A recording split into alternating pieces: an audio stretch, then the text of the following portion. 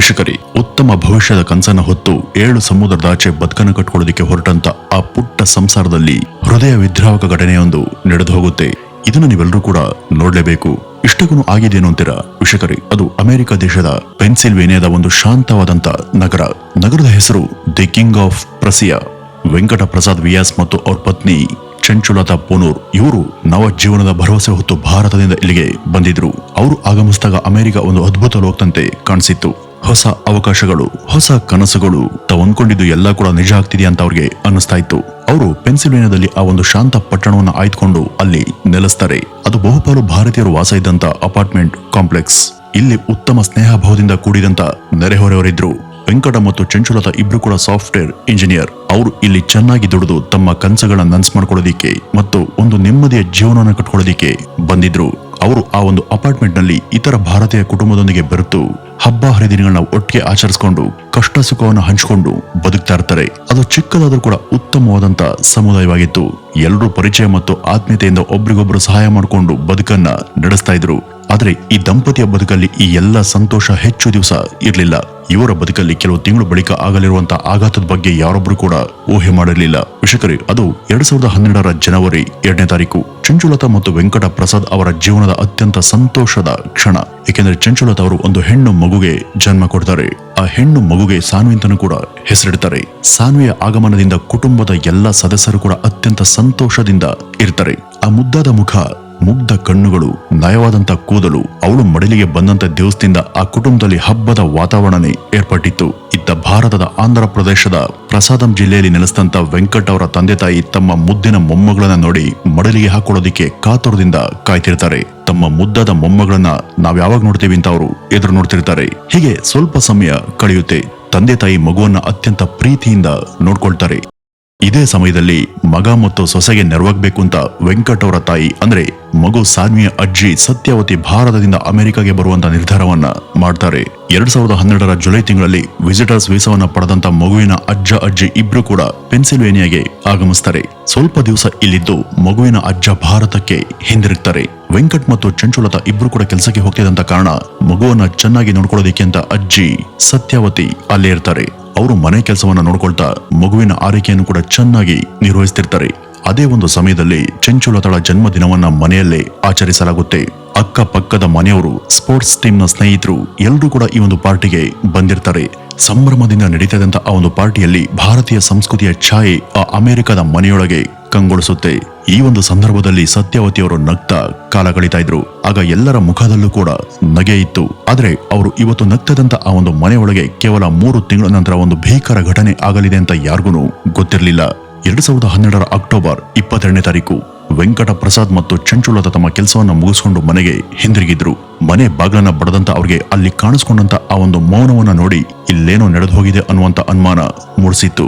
ಸಾಮಾನ್ಯವಾಗಿ ಮನೆಗೆ ಕಾಲಿಟ್ಟ ತಕ್ಷಣ ಸಾನ್ವಿಯ ನಗು, ಅಜ್ಜಿ ಸತ್ಯಾವತಿಯವರ ಪ್ರೀತಿಯ ಮಾತುಗಳು ಮನೆ ತುಂಬಾ ತುಂಬಿರ್ತಾ ಇದ್ವು. ಆದ್ರೆ ಆ ದಿನ ಮನೆಯಲ್ಲಿ ಮೌನ ಆವರಿಸಿತ್ತು. ಅವರಿಬ್ರು ಕೂಡ ಬಾಗ್ಲನ್ನ ತೆರೆದು ಒಳಗಡೆ ಕಾಲಿಡ್ತಾರೆ. ವಿಷಕರಿ ಆಗ ಅಲ್ಲಿ ಅವರು ಕಂಡಂತ ಆ ಒಂದು ಭೀಕರ ದೃಶ್ಯವನ್ನ ನೋಡಿದಂತ ಅವರು ಸ್ತಂಭೀಭೂತರಾಗಿ ನಿಂತಿದ್ರು. ಏಕೆಂದ್ರೆ ಅಜ್ಜಿ ಸತ್ಯಾವತಿ ಅಡುಗೆ ಮನೆಯ ನೆಲದ ಮೇಲೆ ಬಿದ್ದಿರ್ತಾರೆ. ಅವ್ರ ಕತ್ತನ್ನ ಸೀಳಲಾಗಿರುತ್ತೆ. ರಕ್ತದಿಂದ ಅವರ ಸೀರೆ ಒದ್ದೆಯಾಗಿರುತ್ತೆ. ದೃಶ್ಯವನ್ನ ಕಂಡಂತ ಇಬ್ರು ಕೂಡ ಶಾಕ್ಗೆ ಈಡಾಗ್ತಾರೆ. ಆದ್ರೂ ವೆಂಕಟ್ ತಕ್ಷಣ ಎಮರ್ಜೆನ್ಸಿಗೆ ಕರೆ ಮಾಡಿ ಪೊಲೀಸರಿಗೆ ಮಾಹಿತಿಯನ್ನ ಕೊಡ್ತಾರೆ. ಆದ್ರೆ ಆಘಾತ ಇದೊಂದೇ ಆಗಿರ್ಲಿಲ್ಲ. ಮನೆಯಲ್ಲಿದ್ದಂತ ಪುಟ್ಟ ಕಂದಮ್ಮ ಸಾನ್ವಿ ಎಲ್ಲೂ ಕೂಡ ಕಾಣಿಸ್ತಿಲ್ಲ. ಅವರು ತಕ್ಷಣ ಮನೆಯ ಇತರೆ ಕೋಣೆಗಳನ್ನ ಹುಡುಕ್ತಾರೆ. ಸಾನ್ವಿ ಎಲ್ಲಿಂದ ಹೆಸರನ್ನ ಕೂಗಿ ಕೂಗಿ ಕರೀತಾರೆ. ಬೆಡ್ರೂಮ್, ಬಾತ್ರೂಮ್, ಬಾಲ್ಕನಿ ಈ ರೀತಿ ಎಲ್ಲಾ ಕಡೆ ಹುಡುಕ್ತಾರೆ. ಆದ್ರೆ ಮಗು ಮನೆಯಲ್ಲಿ ಇರ್ಲಿಲ್ಲ. ಏಕೆಂದ್ರೆ ಆ ಮಗು ಕಾಣೆಯಾಗಿತ್ತು. ಒಂದ್ ಕಡೆ ಅಜ್ಜ ರಕ್ತದ ಮಡುವಲ್ಲಿ ಬಿದ್ದು ಪ್ರಾಣವನ್ನ ಕಳೆದುಕೊಂಡಿದ್ರು. ಮತ್ತೊಂದ್ ಕಡೆ ಮಗು ಕಾಣೆಯಾಗಿತ್ತು. ಪೊಲೀಸರು ತಕ್ಷಣ ಸ್ಥಳಕ್ಕೆ ಆಗಮಿಸ್ತಾರೆ. ಆದ್ರೆ ಅಲ್ಲಿ ಪೊಲೀಸರಿಗೆ ಕಂಡದ್ದು ಇನ್ನೊಂದು ತಲ್ಲಣಕಾರಿ ವಿಷಯ. ಪೊಲೀಸರು ಮನೆಗೆ ಕಾಲಿಟ್ಟು ತನಿಖೆಯನ್ನು ಶುರು ಮಾಡ್ತಿದ್ದಂತೆ ಅವರ ಕಣ್ಣು ಬಿದ್ದದ್ದು ಒಂದು ಕಾಗದದ ಮೇಲೆ. ಅದು ಏನನ್ನೋ ಬರೆದಿದ್ದಂತ ಒಂದು ನೋಟ್ ಆಗಿತ್ತು. ಪೊಲೀಸರು ಆ ಲೆಟರ್ ಅನ್ನ ತೆಗೆದು ನೋಡ್ತಾರೆ. ಅದರಲ್ಲಿ ಈ ರೀತಿ ಬರೆಯಲಾಗಿತ್ತು: ನೋಡು ಶಿವ, ನಿನ್ನ ಮಗಳನ್ನ ಅಪಹರಣ ಮಾಡಿದ್ದೀನಿ. ನೀನು ಪೊಲೀಸರಿಗೆ ಈ ಒಂದು ವಿಷಯವನ್ನ ತಿಳಿಸಿದರೆ ಅವಳನ್ನ ತುಂಡು ತುಂಡಾಗಿ ಕತ್ತರಿಸಿ ಬಿಸಾಕ್ತೀನಿ. ಯಾರಿಗಾದ್ರೂ ಈ ಒಂದು ವಿಷಯವನ್ನ ತಿಳಿಸಿದರೆ ಅವಳ ದೇಹದ ಭಾಗಗಳನ್ನ ಒಂದೊಂದಾಗಿ ಕತ್ತರಿಸಿ ನಿನ್ನ ಮನೆ ಸುತ್ತಲೂ ಹಾಕ್ತೀನಿ. ನಮ್ಮ ಕಣ್ಣು ನಿನ್ ಮೇಲೆ ಇದ್ದೇ ಇದೆ. ನಿನ್ನ ಪ್ರತಿಯೊಂದು ಮೆಸೇಜು ಕರೆಗಳನ್ನು ಕೂಡ ನಾವು ನೋಡ್ತಿದ್ದೇವೆ. ನೀನು ಇವತ್ತು ರಾತ್ರಿ 8 ಗಂಟೆ ಒಳಗೆ $50,000 ಹಣವನ್ನ ಕೊಡಬೇಕು. ನೀನು ನಿನ್ನ 5 ತಿಂಗಳ ಸಂಬಳವನ್ನ ಉಳಿಸ್ಕೊಳ್ತೀಯಾ ಅಥವಾ ನಿನ್ನ ಮಗಳನ್ನ ಉಳಿಸ್ಕೊಳ್ತೀಯಾ? ಆಯ್ಕೆ ನಿನ್ನದು. ಆ ಹಣದ ಬ್ಯಾಗನ್ನ ನಿನ್ನ ಪತ್ನಿ ಲತಾ ಈ ಬಿಲ್ಡಿಂಗ್ ನ ಹತ್ರ ಇರುವಂತಹ ಸ್ಪೋರ್ಟ್ಸ್ ಕಾಂಪ್ಲೆಕ್ಸ್ ಮುಂದೆ ತರಬೇಕು. ಯಾರನ್ನಾದ್ರೂ ಜೊತೆಗೆ ಕರ್ಕೊಂಡ್ ಬಂದ್ರೆ ನಿನ್ನ ಮಗಳು ನಿನಗೆ ಸಿಗಲ್ಲ ಅಂತ ಬರ್ದಿದ್ರು. ಇಂಥ ಬೆದರಿಕೆಯನ್ನು ತುಂಬಿದಂತ ಪತ್ರವನ್ನು ನೋಡಿ ವೆಂಕಟ್ ಮತ್ತು ಚಂಚುಲತಾ ಒಂದೇ ಕ್ಷಣದಲ್ಲಿ ಕುಸ್ತು ಹೋಗ್ತಾರೆ. ಅವರು ತಮ್ಮ ಮಗಳು ಪುಟಾಣಿ ಸಾನ್ವಿ ಏನನ್ನ ಅನುಭವಿಸ್ತಾ ಇದ್ದಾಳೋ ಅನ್ನೋ ಕಲ್ಪನೆಯಿಂದನೇ ನಡುಗಿ ಹೋಗ್ತಾರೆ. ಆಕೆ ಹಸಿವಿನಿಂದ ಇರ್ಬೋದಾ, ಚಳಿಯಲ್ಲಿರ್ಬೋದಾ, ಯಾರು ಇಂಥ ಅಮಾನವೀಯ ಕೆಲಸ ಮಾಡಿರ್ಬೋದು ಅಂತ ರೋಧಿಸ್ತಾರೆ. ಪೊಲೀಸರು ತನಿಖೆಯನ್ನ ಮುಂದುವರಿಸಿ ಮನೆಯ ಇತರ ಕೋಣೆಗಳನ್ನ ಶೋಧಿಸ್ತಾರೆ. ಆಗ ಅವ್ರಿಗೆ ಅಂತ ಇನ್ನೂ ಕೂಡ 16 ಪೇಜ್ಗಳು ಪತ್ತೆ ಆಗ್ತವೆ. ಅವೆಲ್ಲವುಗಳು ಕೂಡ ಅದೇ ರೀತಿಯ ನೋಟ್ಗಳು. ಅವುಗಳು ಒಂದಕ್ಕಿಂತ ಒಂದು ಭಯಾನಕ ಬೆದರಿಕೆಗಳು. ಆಗ ಪೊಲೀಸರು ಒಂದು ತಂತ್ರವನ್ನ ರೂಪಿಸ್ತಾರೆ. ಈ ಚಂಚುಲತಾಳಿಗೆ $50,000 ನಗದನ್ನ ಕೊಟ್ಟು ಮನೆ ಹತ್ರ ಇರುವಂತಹ ಸ್ಪೋರ್ಟ್ಸ್ ಕಾಂಪ್ಲೆಕ್ಸ್ ನ ಮುಂದೆ ಕೂರಿಸ್ತಾರೆ. ಪೊಲೀಸರು ಸಿವಿಲ್ ಡ್ರೆಸ್ ನಲ್ಲಿ ಸುತ್ತಲೂ ಕೂಡ ಚದುರಿ ನಿಂತಿರ್ತಾರೆ. ರಾತ್ರಿ 8 ಗಂಟೆ ಆಗುತ್ತೆ. ಆದ್ರೆ ಅಲ್ಲಿಗೆ ಯಾರು ಕೂಡ ಬರೋದಿಲ್ಲ. 9 ಗಂಟೆ ಆಯ್ತು, 10 ಗಂಟೆ ಆಯ್ತು, ಆದ್ರೂ ಕೂಡ ಯಾರೂ ಬರ್ಲಿಲ್ಲ. ಅಷ್ಟರಲ್ಲಿ ಆ ಅಪಾರ್ಟ್ಮೆಂಟ್ ನಲ್ಲಿ ಇದ್ದವರೆಲ್ಲ ಕೂಡ ಸೇರಿ ಹುಡುಕಾಟವನ್ನ ಪ್ರಾರಂಭಿಸ್ತಾರೆ. ಈ ಹೊತ್ತಲ್ಲಿ ಆ ಕುಟುಂಬದ ಆಪ್ತ ಸ್ನೇಹಿತನೊಬ್ಬ ಮಗನನ್ನ ಹುಡುಕೋದಿಕ್ಕೆ ತುಂಬಾನೇ ಸಹಾಯ ಮಾಡ್ತಾನೆ. ರಘುನಂದನ್ ಎಂಡಮೂರಿ ಎಂಬ ಈತ ಮಗುವಿನ ಫೋಟೋದೊಂದಿಗೆ ಮಿಸ್ಸಿಂಗ್ ಪೋಸ್ಟರ್ ಅನ್ನ ಸುಮಾರು 200 ಪ್ರಿಂಟ್ಗಳನ್ನ ತೆಗೆದು ವಿವಿಧ ಕಡೆ ಹಂಚ್ತಾನೆ. ಮಗು ಸಾನ್ವಿಯ ಹುಡುಕಾಟ ಮುಂದುವರಿಯುತ್ತೆ. ಪೊಲೀಸರು, ನೆರೆಹೊರೆಯ ನಿವಾಸಿಗಳು ಹಾಗೂ ಸ್ನೇಹಿತರು ಈ ರೀತಿ ಎಲ್ಲರೂ ಕೂಡ ಸಾನ್ವಿಗಾಗಿ ಹುಡುಕಾಡ್ತಾರೆ. ಈ ರೀತಿ ಇರುವಾಗ ಅಕ್ಟೋಬರ್ 20ನೇ ತಾರೀಕು ಬುಧವಾರ ಸಂಜೆ ಹೊತ್ತಿಗೆ ಪೊಲೀಸ್ ಕಂಟ್ರೋಲ್ ರೂಮ್ಗೆ ಒಂದು ಕರೆ ಬರುತ್ತೆ. ಆ ಒಂದು ಕರೆ ಬಂದಿರೋದು ಅದೇ ಅಪಾರ್ಟ್ಮೆಂಟಿನ ಕಟ್ಟಡದ ಜಿಮ್ ಸೆಂಟರ್ ನಿಂದ. ಅಲ್ಲಿ ಕೆಲಸ ಮಾಡ್ತಿದ್ದ ವ್ಯಕ್ತಿ ಫೋನ್ ಮಾಡಿ, ಸರ್, ಈ ಚೆಕ್ ಇನ್ ಕೌಂಟರ್ ಹತ್ರ ಯಾವ್ದೋ ಒಂದು ಬ್ಲೂ ಕಲರ್ ಬ್ಯಾಗ್ ಇದೆ. ಅದು ಯಾರ್ದಂತ ಗೊತ್ತಿಲ್ಲ, ಯಾರು ಬಿಟ್ಟು ಹೋಗಿದ್ದಾರೆ ಅಂತಾನೂ ಗೊತ್ತಿಲ್ಲ. ನಮ್ಗೇನೋ ಅನುಮಾನ ಬರ್ತಿದೆ, ದಯವಿಟ್ಟು ಬಂದು ಪರಿಶೀಲನೆ ಮಾಡಿ ಸರ್ ಅಂತ ಆ ವ್ಯಕ್ತಿ ಫೋನ್ ನಲ್ಲಿ ತಿಳಿಸಿದ್ದ. ಪೊಲೀಸರು ತಕ್ಷಣ ಜಿಮ್ಗೆ ದೌಡಾಯಿಸ್ತಾರೆ. ಆ ಬ್ಲೂ ಕಲರ್ ಬ್ಯಾಗ್ ಅನ್ನ ಎತ್ತಿ ನಿಧಾನವಾಗಿ ಓಪನ್ ಮಾಡ್ತಾರೆ. ವೀಕ್ಷಕರೇ, ಆ ಒಂದು ಕ್ಷಣದಲ್ಲಿ ಪೊಲೀಸರ ಮುಖದ ಬಣ್ಣನೆ ಬಿಳಿಗಟ್ಟಿ ಹೋಗಿತ್ತು. ಏಕೆಂದ್ರೆ ಅವ್ರ ಕಣ್ಮುಂದೆ ಪತ್ತೆಯಾಗಿದ್ದು ಪುಟ್ಟ ಸಾನ್ವಿಯ ಶವ. ಈ ಒಂದು ಸುದ್ದಿಯನ್ನ ವೆಂಕಟ್ ಮತ್ತು ಚಂಚುಲತಾಗೆ ತಿಳಿಸಿದಾಗ ಅವ್ರಿಗೆ ಉಳಿದಿದಂತ ಅಲ್ಪ ಸ್ವಲ್ಪ ಭರವಸೆ ಕೂಡ ಒಡೆದು ನುಚ್ಚು ನೂರಾಗಿತ್ತು. ಒಂದ್ ಕಡೆ ತಾಯಿ ಸತ್ಯವತಿಯ ಹತ್ಯೆ, ಇನ್ನೊಂದ್ ಕಡೆ ಪುಟ್ಟ ಮಗಳು ಸಾನ್ವಿಯ ಮರಣ. ಒಂದೇ ವಾರದಲ್ಲಿ ಆ ಕುಟುಂಬದಲ್ಲಿ ನಡಿಬಾರ್ದದೆಲ್ಲ ನಡೆದು ಹೋಗಿತ್ತು. ನಂತರ ಆ ಮಗುವಿನ ಮರಣೋತ್ತರ ವರದಿ ಬರುತ್ತೆ. ಉಸಿರಾಟಕ್ಕೆ ಅವಕಾಶವಿಲ್ಲದಂತ ಬ್ಯಾಗ್ನೊಳಗೆ ಮಗುವನ್ನ ಕಟ್ಟಿ ಇಟ್ಟಿದ್ರು. ಅದರಿಂದ ಮಗು ಉಸಿರುಗಟ್ಟಿ ಸತ್ತು ಹೋಗಿದೆ ಅಂತ ಆ ಒಂದು ವರದಿಯಲ್ಲಿ ಹೇಳಲಾಗಿತ್ತು. ನಂತರ ಪೊಲೀಸರು ತನಿಖೆಯನ್ನ ಮುಂದುವರಿಸ್ತಾರೆ. ಪೊಲೀಸರ ಕೈಯಲ್ಲಿ ಈಗ ಇರುವಂತ ಒಂದೇ ಒಂದು ಸುಳಿವು ಅಂದ್ರೆ ಅದು ಆ ಬ್ಲೂ ಬ್ಯಾಗ್. ಅಷ್ಟಲ್ಲದೆ ಈ ವೆಂಕಟ್ ಅವರ ಮನೆಯಲ್ಲಿ ಸಿಕ್ಕಿದಂತ ಕೊಲೆಗಾರನ ನೋಟನ್ನ ಸೂಕ್ಷ್ಮವಾಗಿ ಗಮನಿಸಿದಂತ ಪೊಲೀಸರಿಗೆ ಅಲ್ಲೂ ಕೂಡ ಒಂದು ಕ್ಲೂ ಸಿಗುತ್ತೆ. ಅದೇನಪ್ಪ ಅಂದ್ರೆ ಆ ಒಂದು ನೋಟ್ ನಲ್ಲಿ ಈ ಕೊಲೆಗಾರ ವೆಂಕಟ್ ಮತ್ತು ಚಂಚುಲತಾ ಅವರ ನಿಕ್ ನೇಮ್ ಅನ್ನ ಬಳಸಿದ್ದ. ಅವರ ಅಪ್ಪ ಅಮ್ಮನ್ ಬಿಟ್ರೆ ಇನ್ಯಾರಿಗೂ ಆ ಒಂದು ನಿಕ್ ನೇಮ್ ಗೊತ್ತಿರಲಿಲ್ಲ. ಇದರಿಂದ ಕೊಲೆಗಾರ ಯಾರೋ ಅವ್ರಿಗೆ ಹತ್ರದವನೇ ಆಗಿರ್ಬೇಕು ಅಂತ ಪೊಲೀಸರಿಗೆ ಅನುಮಾನ ಶುರುವಾಗುತ್ತೆ. ವೀಕ್ಷಕರೇ, ಈ ಒಂದು ಕೇಸ್ನ ಟ್ವಿಸ್ಟ್ ಇಲ್ಲಿಂದಾನೆ ಶುರುವಾಗೋದು.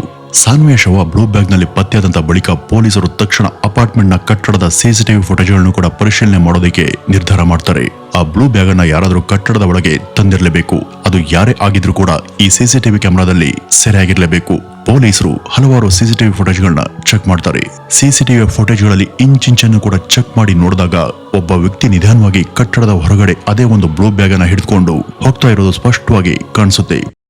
ಪೊಲೀಸರು ಆ ವ್ಯಕ್ತಿಯ ಮುಖದ ಫೋಟೋವನ್ನು ತೆಗೆದು ವೆಂಕಟ್ ಮತ್ತು ಚಂಚುಲತಾಗೆ ಕಳುಹಿಸ್ತಾರೆ. ಅವರು ಆ ಒಂದು ಫೋಟೋವನ್ನು ನೋಡಿದ ತಕ್ಷಣ ಆ ವ್ಯಕ್ತಿಯನ್ನ ಗುರುತಿಸ್ತಾರೆ.